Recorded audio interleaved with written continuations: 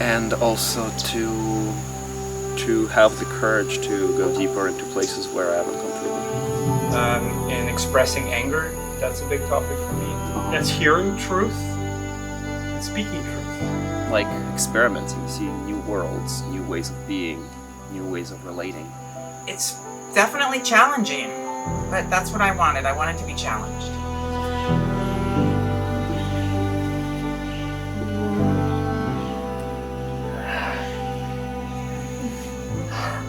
Yeah. The radical honesty to express my feelings and my anger and my appreciation is the key to forgiveness, is the key to forgive others and myself, just to let it out of my system.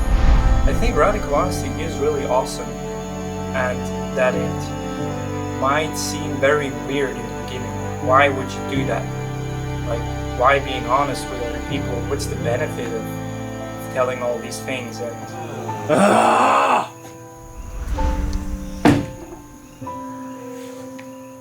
yeah, I would like more people to just take the risk and come to radical honesty and then see if there's a benefit in them for themselves, because I think for most people there is one.